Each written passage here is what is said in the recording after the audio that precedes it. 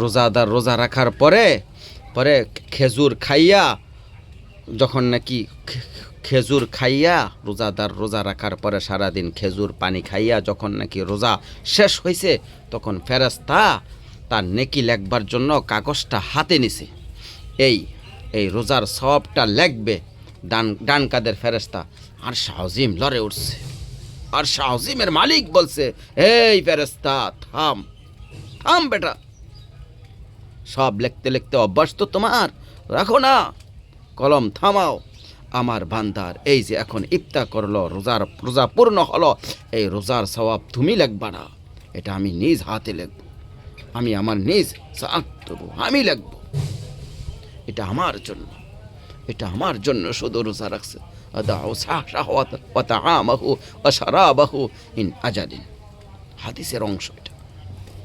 নবীজি বলছেন, লা খালুফুহা মিসসাইন আতিয়ামু ইনদাল্লাহি রিহুল মিস্ক, রোজাদারের মুখের গন্ধ আল্লাহ তাআলার নিকট মেশকা আম্বরের চাইতে সুঘ্রাণ।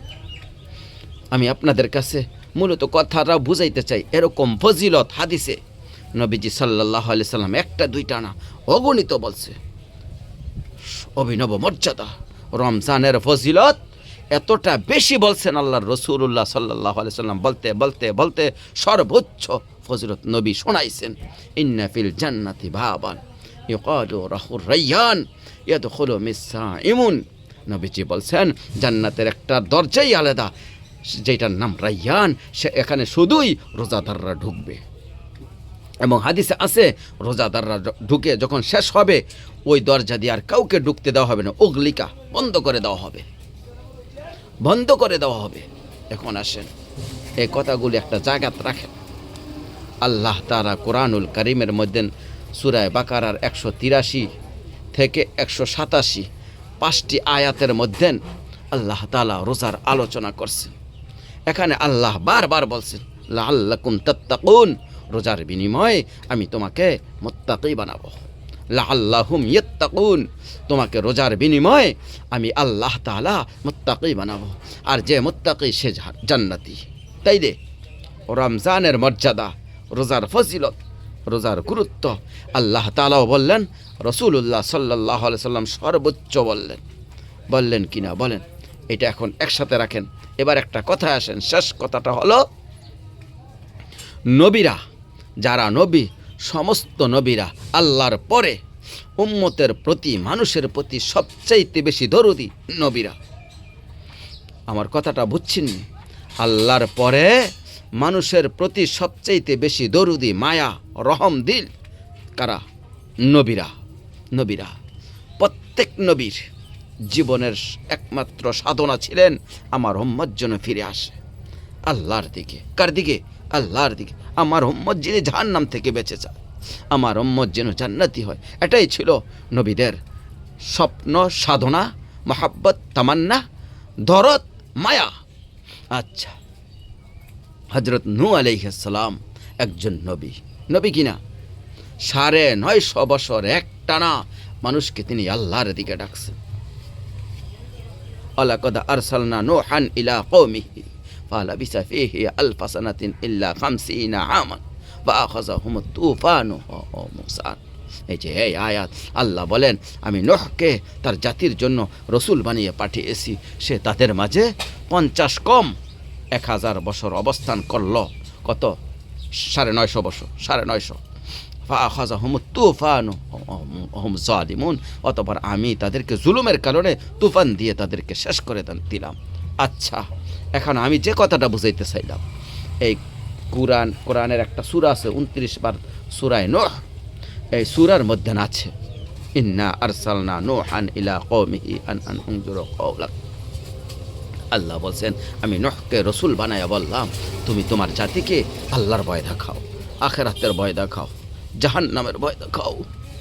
950 বছর একটানা নূহ আলাইহিস সালাম তার জাতিকে আল্লাহর দিকে ফিরাবার জন্য, জাহান্নাম থেকে বাঁচাবার জন্য দিবা নিশি খোদার কসম বাপ, আমি পুরাটা সূরা পড়লাম না, আপনি অবাক হয়ে যাবেন।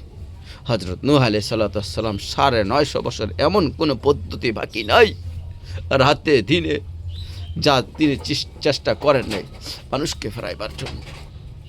কোরআনের এই আয়াতগুলো কলিজা ঠান্ডা হয়েছে, কলিজা ছেড়ে যাবে বাবা।